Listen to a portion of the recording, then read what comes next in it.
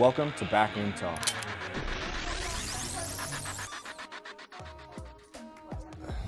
Gosh, cold sweats. Yeah, it's just a good way to say this is how I want this set to be executed at. But why does it matter in OPEX to write it? Why do we do it? Is because we want our clients to be autonomous in fitness. And so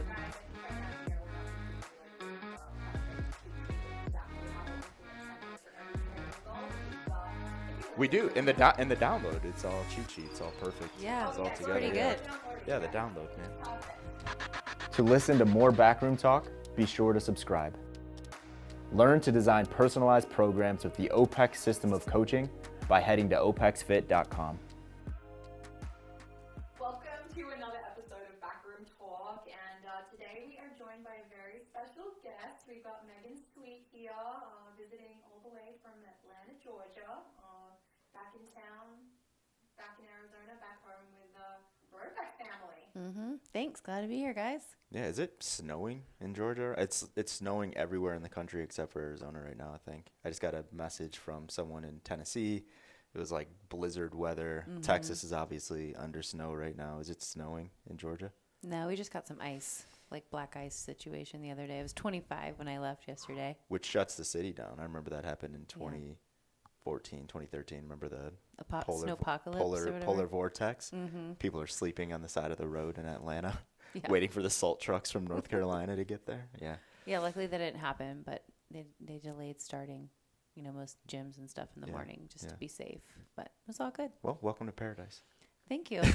We'll be in a bathing suit on Saturday, hopefully. I know you're here in the lovely 70-degree weather in Arizona, and we're going to talk about tempo today, guys. One of our favorite words and topics here at OPEX.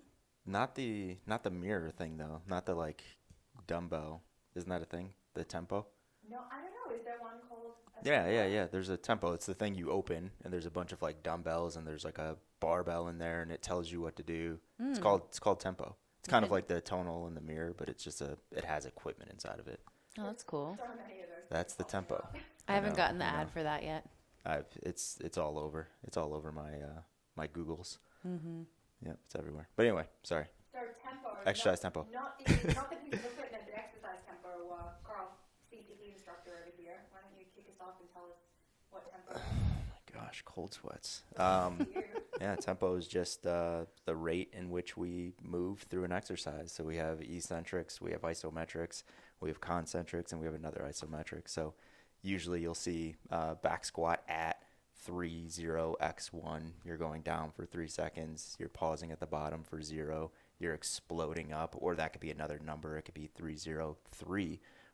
And then when you get to the top, you're pausing for another 1 second. So essentially it's just how to prescribe the rate of speed in eccentrics and concentrics per rep inside of an exercise set. Does that make sense? Yep. Cool. Yeah. Well, they use tempo in the running world too. Tempo training. Yeah. Well, So more. people get confused sometimes with that. Yeah. So there's like it's a way to prescribe aerobic work as well. It's like it's like their tempo intervals where it's like you go up for an amount of time and then you bring it back down and then you go up and then you bring it back down. So like tempo intervals of like running 1 minute at 80% and then 2 minutes at 60%, 1 minute, and then the goal is when you're at that 60%, your heart rate gets back down to a recovery pace, and then you're rolling. So essentially, it's active recovery inside of an aerobic set. Yeah, I like that training. But that's not what we're talking about today. You guys, one of the reasons we're having this conversation today, we put out a free guide, it would be last week, once this episode airs. We'll make sure we drop a link to that in the description below so you guys can go and download that. There's some really great tempo examples and case studies and workouts inside of there. So please do make sure you download that guide. But I think we should also just clarify why tempo is important. Like, why are we actually sitting down and having a conversation around it today? So I want to hit on some of the reasons why coaches or anyone in the gym should use tempo.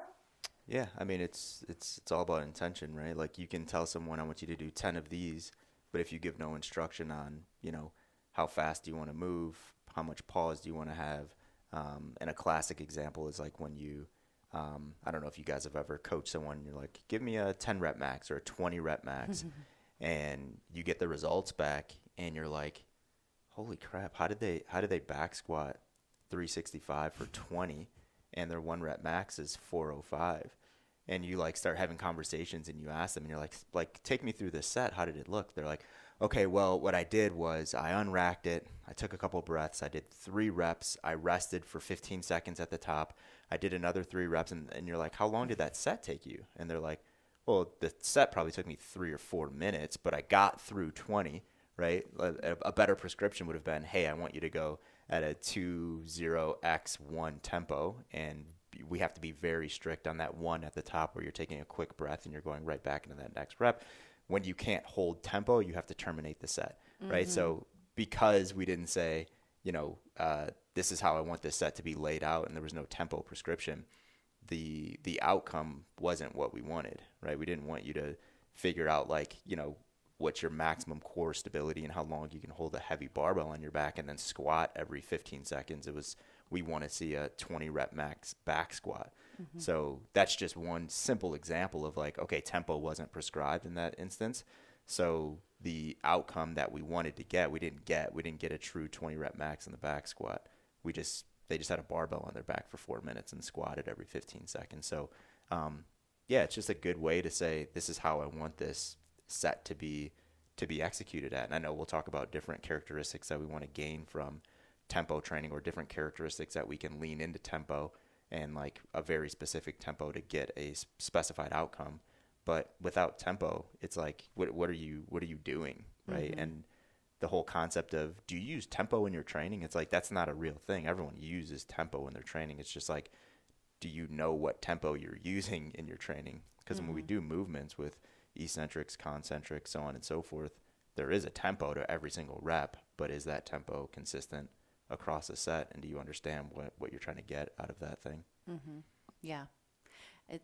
The example you gave is more like clusters, and also maybe not a bad thing if you're competing to know that you could game something like that. If you're testing them, and you go into a competition and there's a 20 RM, and that's the strategy you need to use because you can grind things out. Yep. Maybe not bad to know, but for training, Yeah, absolutely. I think that's important. Tempo is a training tool. Probably not going to go do the open and do a 20 RM and try to keep a tempo. Yeah, I would say prescribing tempo is a training tool, but I would say tempo is just there, right? It's just it's almost can you prescribe breathing to someone, where it's how many respirations are you taking in a minute? And that's so specific. So you're using breathing as a tool to increase something, right? To get them to a parasympathetic state or whatever the goal is. Tempo is the same thing. It's you're doing tempo, just like we're always breathing. But now when we're prescribing tempo, we're prescribing it for a very particular reason, just like when we prescribe breathing, right? We're doing that for a very particular reason. We don't need to tell people to breathe. They just do it or they die. Tempo is kind of like that to me in exercise. You're always doing it. I don't care what scenario you're in. Yeah, even if you step on that competition floor and you've got to get through a set of 20 squats, you're going to perform them at a deliberate tempo, and that tempo might be dropping down to the bottom and exploding up as fast as possible. So there's still a tempo that is occurring in that competitive scenario, right? I think it depends on the athlete. Yeah, some people, they get close to the end and they have a grindy rep and you're like, this is it. And then some people can grind through 5 or 6 reps. So maintaining the tempo may alter depending on, I guess, that person's essence, but their muscle fiber types, right? Yeah. Competition is just a weird conversation because it's athletes shouldn't think about their tempo. That shit needs to be natural. Turn your brain off. Yeah. Yeah. So, I wouldn't look at an athlete and be like, you need to use a more deliberate tempo in this back squat, in this workout. It's maybe you say something around, I want you to be a little bit more controlled, because when you're coming out of the bottom, you're wasting so much energy because you're getting in this forward tenting position and this is happening. Yes, I can see that conversation, but I wouldn't attach the term tempo to that. I'd just be you need to move more efficiently or effectively based on what you're trying to do. Yeah. The big pushback I hear around using tempo and use tempo is often from powerlifting and then weightlifting circles as well. Because obviously in powerlifting the goal is not to lift a bar under a certain tempo. Though I guess in bench there has to be some kind of a was there. So yeah, there's a tempo. Yeah, yeah. And then in weightlifting, you're trying to move the weight as fast as possible. I think the misconception is when people hear, do you use tempo in your training? They usually think, do I go down for 5 seconds? Do I pause? Do I go up for 3 seconds? Like they think of longer tempos, where what we're proposing is tempo is tempo. No matter if you mean to use it or not, we're always using it. There's just scenarios where we want to have, or it would be beneficial to have a very particular tempo to get a very particular outcome. So to your point with a power lifter, it's like I would be very, very deliberate with tempo with power lifters for a multitude of reasons. Like you said with the bench, it's like you need to use tempo because you're going to get red lighted if you don't show that pause on the chest.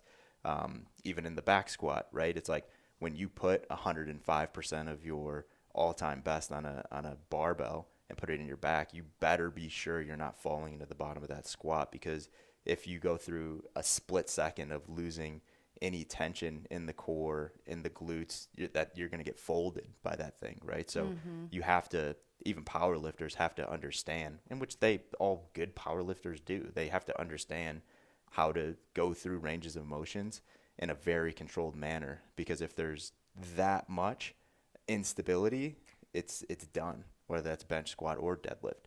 So yeah, do power lifters need to do 5-1 X1s in the back squat to get stronger? Probably not, right? Unless there's something that, they're trying to build some muscle endurance or strength endurance for some reason.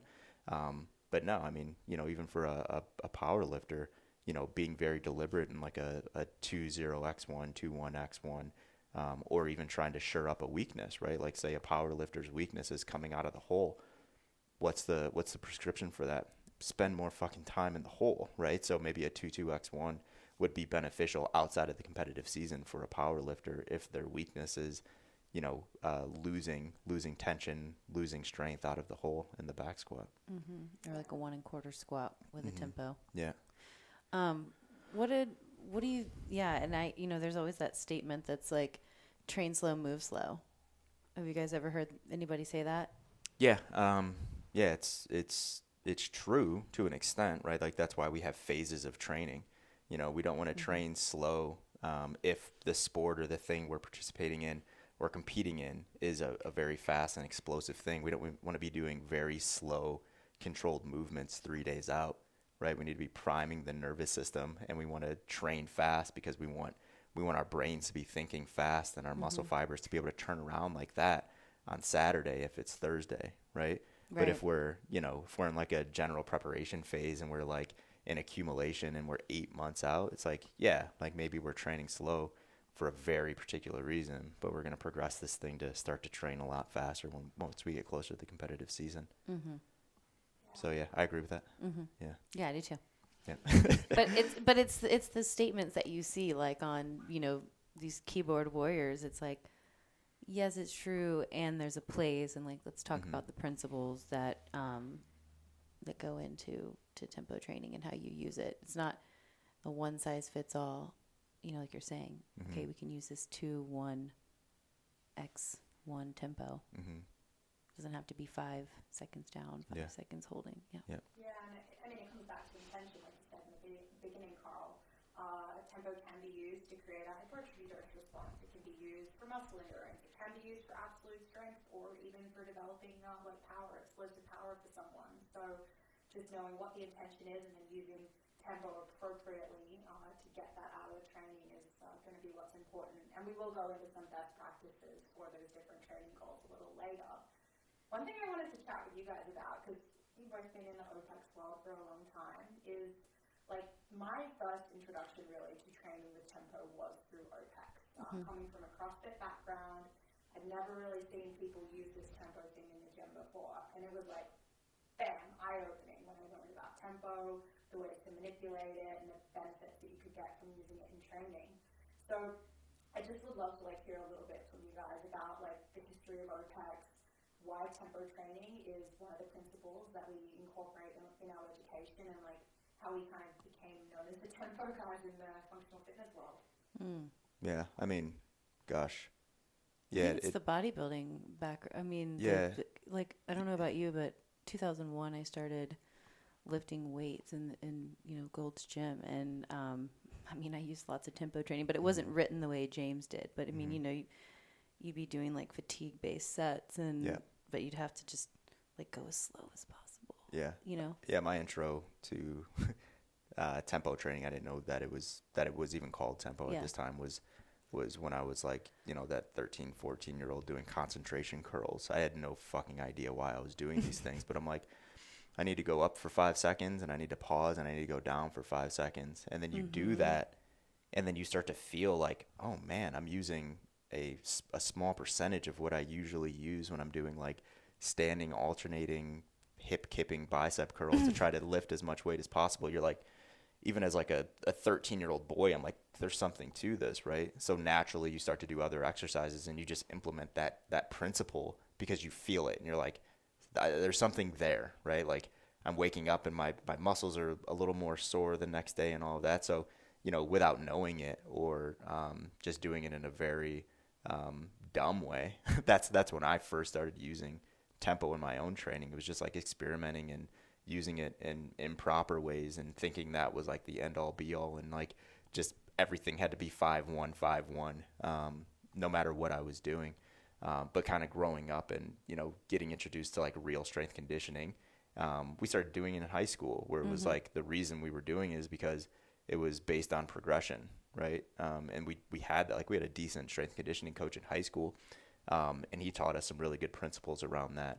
And then growing up and, going through the academic setting, obviously it's there, right? Where it's like, training protocols and things to consider, and time under tension and all of that. And then taking a really deep dive into like PICP and Paul Lequin, his whole thing was built around, sets, reps, tempo. Like, you have to understand those things to build an effective training program. And that's where James's head was with that as well, where it's like you can't prescribe strength training without tempo. Like, how do you do it without tempo? Like, yeah, it's kind of laughable because how you say we're known as the tempo people in fitness. I mean, until I found CrossFit, and that was like 2009. It was around way before. You didn't move weight as fast as, that wasn't like a thing. Move the weight as fast as possible. I'm thinking of every single fitness experience I had outside of, in a weight room, if you played football or something and you're in hang cleans. But that's more of a technical movement. It's not about like pulling that bar as fast as you can. So it seems kind of funny that it's like we're the tempo. There's always kind of been tempo in fitness. Then you have this idea of move as fast as you possibly can. Who cares what you look like? And then I think James was like, whoa, like let's get back to some basics here when it comes to developing strength and, being able to have this buffer zone so you can move faster along the, we got to develop along the strength continuum. Yeah. I mean, that's a good point. I mean, it's like, what is the intention on the person or the people that are doing the exercise? Yeah. And we've just been kind of across the entire spectrum of like the S&C world, the CrossFit world, the general population. We want to live long and prosper world. And the constant is tempo and understanding how fast you're moving or not, right? Like you're saying in the S&C world, if you're an Olympic sprinter, you do want to turn on those fast twitch muscle fibers, right? Like, you don't really give a shit about, having greater endurance in your muscle fibers and biasing more oxidative pieces inside of there. You're just like, I need to perform like this all the time. And, it's seen as, when I'm moving slow and controlled and doing that, it's more for like rehabilitation, or it's for, like away from competing. But even in like the S&C world relative to football and stuff like that, we're just so young in that still. I mean, there has been strength conditioning coaches for a very long time, but relatively we're still young in that. So think about strength conditioning 20 years ago, and I'm not saying every strength conditioning coach took this approach, but where did those coaches learn about exercise? They learned it through an organization that was teaching based off of bodybuilding principles. So I just think about my experiences in S&C and why we were doing what we were doing. A lot of that shit was actually aesthetics-based principles. Those were aesthetics-based principles that we were doing inside of the gym. And there's some validity to that, right? Like, a bigger muscle has a larger opportunity to be strong and powerful. So I get it. but we were using like hypertrophy principles and trying to get bigger, a week before training camp. And you look at that now and you're like, we shouldn't have done that. Actually, we should have stopped that a couple months prior, and we should have been on the field a lot more. And when we did go into the gym, it should have just been like preservation stuff, or we didn't want to lose what we've gained in the past 8 months. So I think we've learned a lot over the past couple decades, but I just go back to a lot of people know what they know, right? So it's like, if I know that this thing is going to make me bigger, I'm going to bias this thing. And that's where a lot of these principles came from. And strength conditioning coaches, they come in and they're just like, I need to get my players bigger. I need to get my players bigger. I need to get my players bigger. Even in sports where it doesn't even matter, like soccer, right? It's like, I've met soccer strength conditioning coaches that actually cared about the size of their athletes. And it's like, why? Just run for a long time, be agile, and have a really strong leg when needed. You know what I mean? So we never did weights in soccer. It was all field work. Yeah, which could I had a trainer. I mean, which could be that beneficial. was in high school. So I mean, college. I know that the girls definitely lift weights. Yep. Yeah. You guys want to get into some best practices Yeah. around prescribing tempo? Sure. Let's go absolute strength first, because I know we hit on this one a little bit around like the powerlifter who is training to compete. What are best practices for tempo and building absolute strength? I don't know. Feels Yeah. like we have to start at motor control. Yeah. No. I mean, no, we could start there. I mean, we have to let's look at what we know. What does it take for a human being to get as strong as possible, right? They have to have awesome CNS preservation, and they have to be able to recover from work, right? They have to be able to lift heavy absolute loads fairly often to get there, right? So if we're looking at like, I want to get as strong as possible, what I'm doing these 3 months is going to actually be different than what I'm doing these 3 months and these 3 months. So there's no like one principle of like, if you're trying to get stronger, you do this thing forever. It's like, if you're trying to get stronger, you look at why you're not as strong as you want to be, and then you start there. So going back to the point of like, the bigger the muscle fiber, the more potential it has to be powerful and strong. You look at someone and they're just a small human being, and they're like, I want to bench press 400 pounds, and this person is 150 pounds. Are there 150 pound people that can bench press 400 pounds? Yes, but that's not normal. That's like genetics, right? So what we would tell that person is, okay, let's put on some size. Okay, so we just said let's put on size. Now absolute strength is like something we're thinking about over here. What are we going to focus on? I think it's going to be your next question of like, what are best practices with tempo when we're trying to elicit hypertrophy. Now we're working on hypertrophy with this person with the long-term goal of making them strong, right? So it just depends on where that person is and what things they need to nudge up to increase their potential to be strong, right? So we can go down the rabbit hole as well of like, hormones and having the ability to actually get fired up and go. So you can have someone with 90% type 2 muscle fibers, and they're just so fast twitch and powerful. But if their nervous system is at a point where they're so dampened where they can't actually turn those fibers on, it's like, how do we do that? You know what I mean? And those are hormones, right? Like that's recovery, that's sleep, that's all of that stuff. So someone could have a high potential to be really, really strong.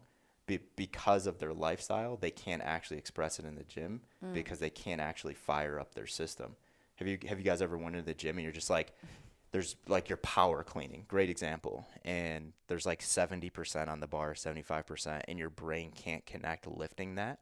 Like we talked about it on Sunday, like the first pull is like feels really heavy. It's like your nervous system is not primed to do that for whatever reason. Maybe you slept terribly. Maybe you're dehydrated. Maybe you trained a lot the day before, right? So there's so many factors that go into being able to lift a really heavy load for a rep, right? So and to just one more thing on that, have you guys ever had a client that maybe is injured and then they come back and they're like, oh, I like it, or for some reason they haven't lifted weights and they come back and it just feels so heavy, but 2 weeks later they're like basically back at, 80%. Yeah. Because their nervous system isn't turned on. Yeah, it's happened to me. I mean, Yeah. it's nervous system and it's emotionally, right? Like Mm-hmm. psychologically, they're not like confident and ready to get there. So sorry to bring this back to tempo. Yeah. So if someone's in like an absolute strength phase, right, and they're actually lifting heavy 1s, 2s, and 3s, to lift those things at their maximal potential, it again depends on what is my buoyancy out of the bottom of a squat when I go into that squat controlled versus less controlled. So let's say controlled is like a 3-second eccentric versus less controlled is a 1.5 or 2-second eccentric. Two different human beings are going to want to approach that thing differently. So it's like, what do you respond best to, and what can you keep the greatest amount of tension and power out of the eccentric in? For some people, that is 3 seconds down, right? Like I'm one of those people where I lift a lot better and heavier if I control my eccentric. And that's not because that's best practice. That's just what my brain responds well to. Because when we lift heavy weights, the brain is really important, right? Because when we get to a point where we're like, this shit is really heavy and we're at the bottom of a squat, it just takes it's like a very quick decision. It's like, do I want to push this or not? Your brain's like, is this safe? Yes. So for me, my brain responds better to, I'm good. I'm going to transition and then I'm out. Right? Where someone else is like, they're listening to Metallica, they have headphones on, they're like, smelling salts and they're getting slapped in the back. They might be like, boom, boom, I'm out of here. Right? So it just depends. It's like, where can you have the most amount of control? Is it a 2-second eccentric or is it a 3-second eccentric? And I know that seems so minute, but there's a fucking huge difference. 1 second is a huge difference in an eccentric pattern. Yeah. Yeah, so as a coach, I would just look at what do your clients respond best to in eccentrics? What is that tempo that they feel best going into? Ask them, right? It's like, do you feel like, how do you feel when you're going down for 3 or 4 seconds versus me just telling you, hey, get to the bottom position, get out of that as quickly as you possibly can.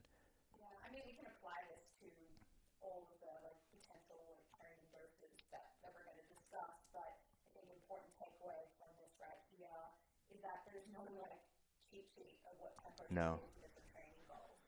It's going to depend on where that person is, what their training age is, because someone's beginner versus advanced and has strength goals, it's going to be different. The tempo that's appropriate for them, it's going to depend on the time in their season. There's going to be so many factors that go into Lever length. Yeah. A 6'6" person, their tempo is naturally going to be higher than someone that's 5'6", right? So thinking about that as well, and that's important for coaches that coach clients that are 6'4" or above. Don't think like giving someone a 3.0x1 tempo is the same exact thing as giving someone that's 5'6" a 3.0x1 tempo. I have to remember that sometimes with Jake and my husband because he's not got very long legs. When I'll give him really slow tempos in his squats, it feels like a freaking lifetime for him. Yeah. Partly because of his essence, and then just partly because his legs aren't that long. Yep. So it's an important thing Yeah. to remember. Yeah, it's a lot different when you get to quarter range and half the time to someone that has super long legs, then they get to quarter range, right? So, just considering your client is super important. There's no this is the tempo for absolute strength, but you do need to think about what your client can respond best to and where they feel the most stable and powerful. And we keep talking about the squat, but that goes to the bench press, the shoulder press, that goes to everything. So yeah, I mean, I don't think there's, like you said, there's one thing where it's like slap this on absolute strength, but just consider where can you produce the most power. That's it. It's like what tempo does your client need to produce the most power? Use that one.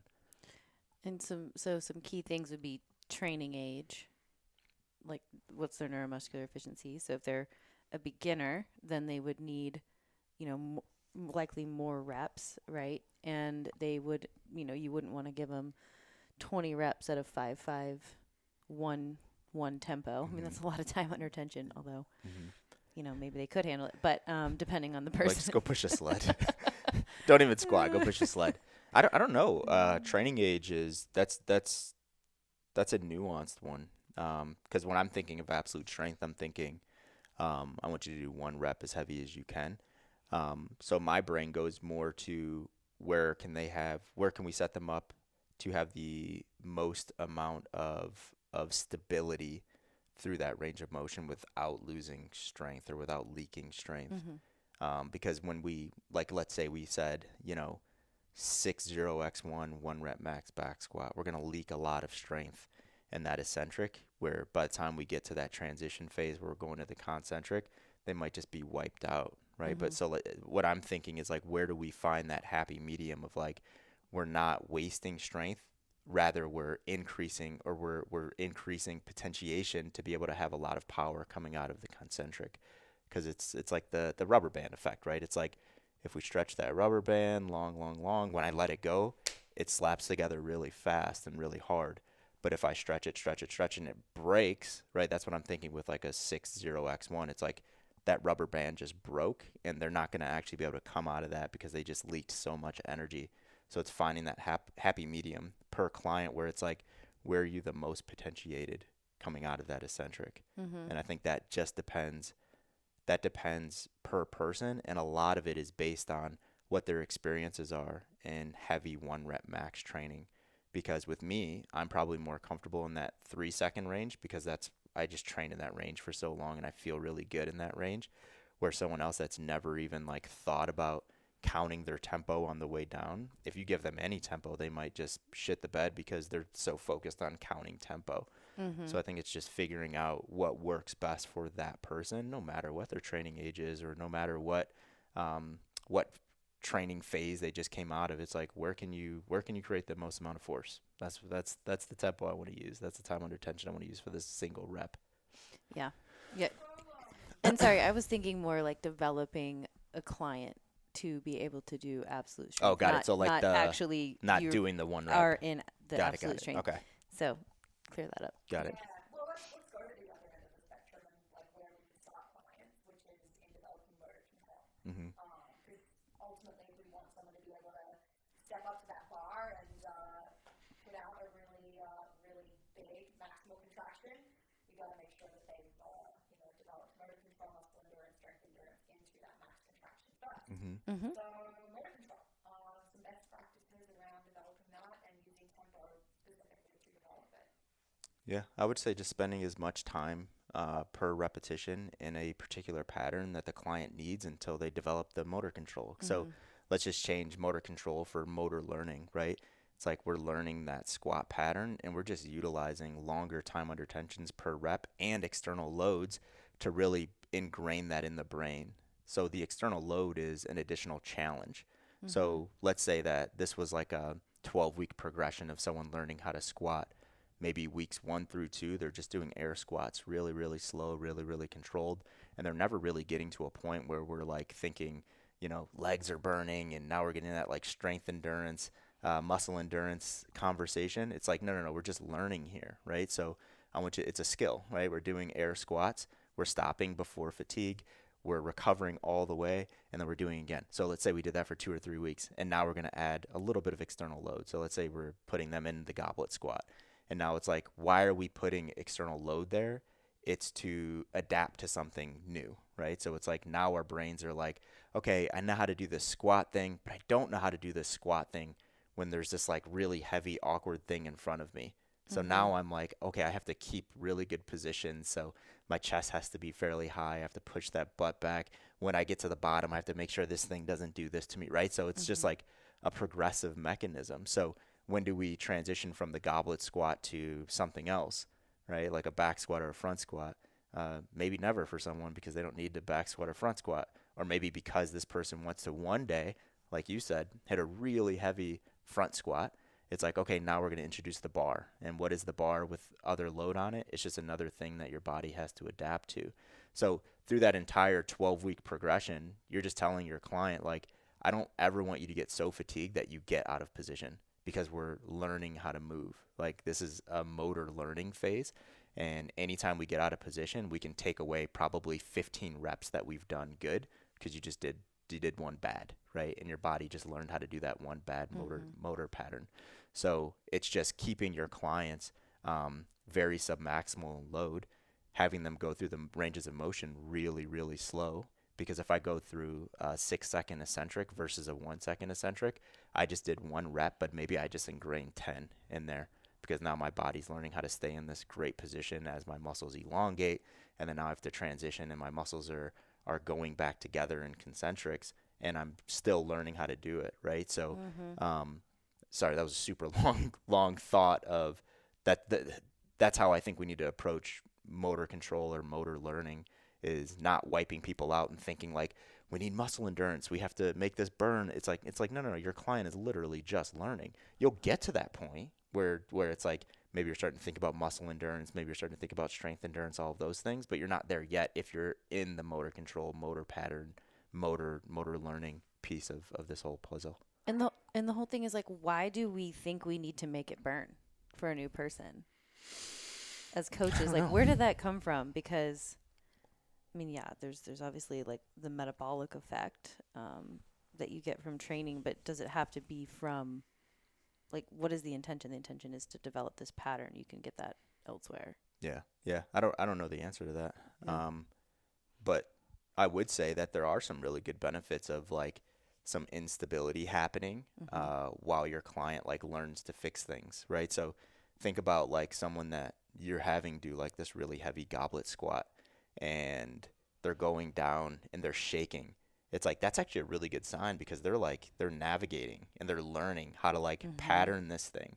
So when you start to see like shaking occurring, that's literally learning happening right there. And their brain is they're young. like, Anti-aging. They're like, how do I navigate this pattern of movement? And then they do it. And then the most beautiful thing is when you start to see your client get out of position and you don't say anything to them and they just fix it. That's motor learning, right? They feel something off and they fix that thing right there in the spot. It's like, just give yourself a gold star, or give your client a gold star, because they're learning right there on the spot. You just saw it happen. So those are really cool things to look at. But what we don't want to happen is our client getting out of position and then just like grinding through reps out of position. It's like, we need them to learn when wrong is occurring. And when we're going slower through eccentrics and concentrics, it's a great opportunity to learn.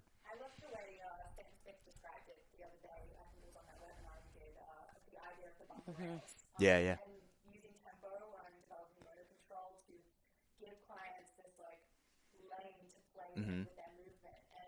And we're behind the camera. Like, I know you've been working on back squats, and I've seen that in the gym like over the last few weeks. Emma using these like slower tempos on her back squats, the little shaky at first, and then like starting to find position. It's really cool to see. Yeah. Yep. Let's do hypertrophy. Let's finish with hypertrophy and best practices around developing that. Gosh, there's so many considerations. Keeping it to tempo, I think we have to look at, what literature tells us, and it says that higher times under tensions have the potential to equal greater amounts of hypertrophy, generally, right? So I know that we propose like, hey, 40 seconds. Just think about that when you're thinking about hypertrophy. There's a lot of ways to get to 40 seconds through different various training methods or applications. We can get there through straight sets. We can get there through cluster sets. We can get there through drop sets. There's a million different ways to get there. But that's what we want to think about, right? Especially as this is when we do get into the beginner versus intermediate versus advanced, right?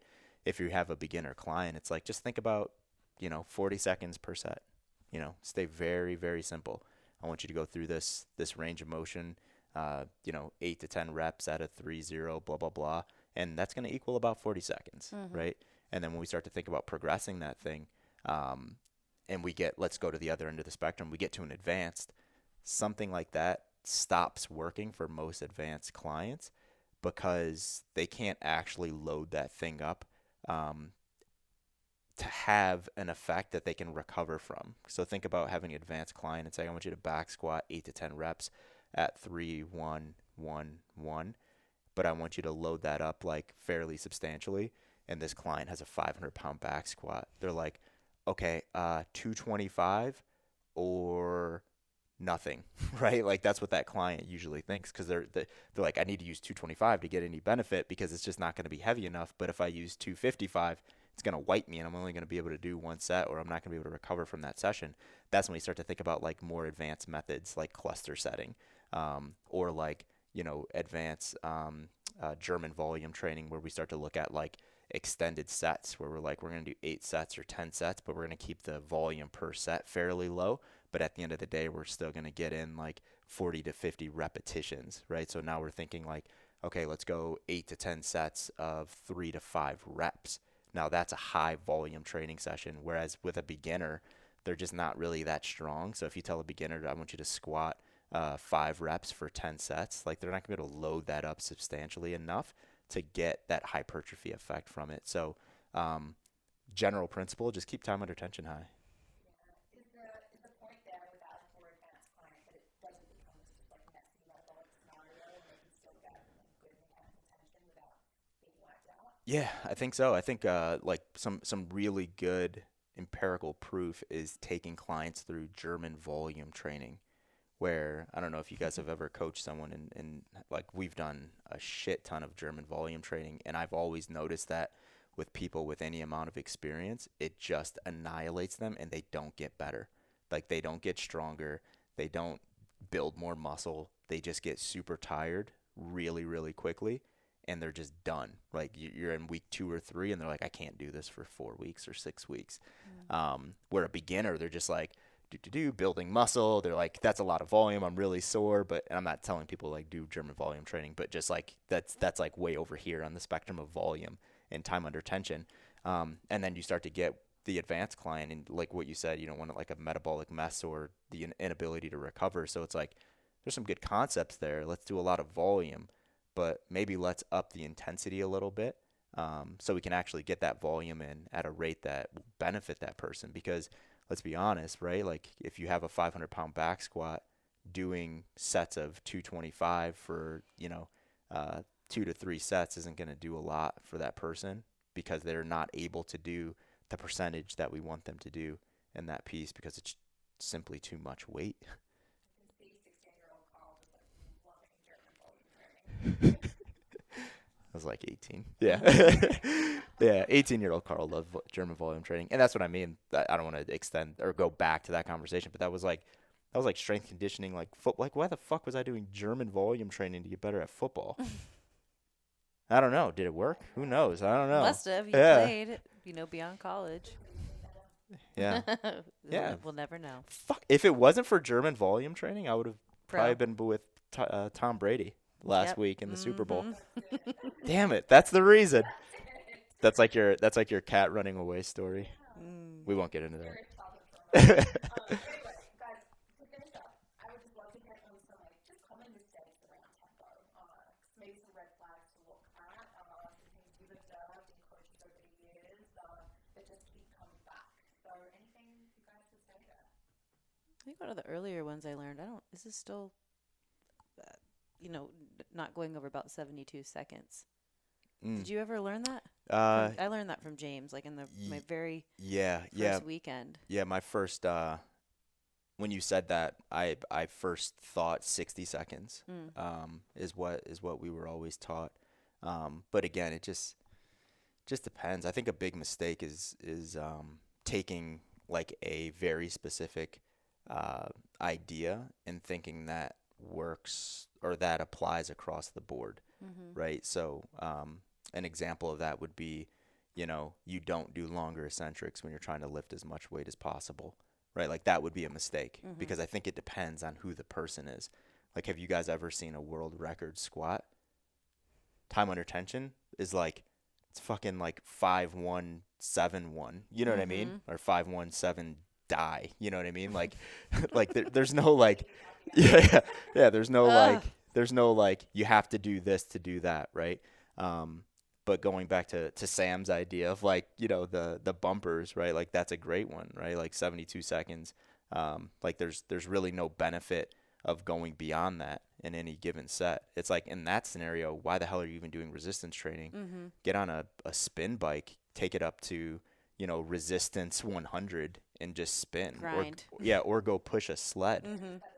Yeah. So I think a mistake is, thinking that we have to use barbells and kettlebells and dumbbells for muscle endurance all the time. It's like, just go and like go push a sled or go get on an incline, like self-propelled treadmill and turn the resistance up, right? Like go do things like that. Don't think that you have to do that in a barbell scenario, because there's so many limiters in that where you're actually not getting the benefit that you want, because we're thinking about holding this barbell on our back, keeping core stability, breathing. Like there's so many limiters where you're like, how is that set? And they're just like, I just feel really tired, but I don't feel it in my legs at all.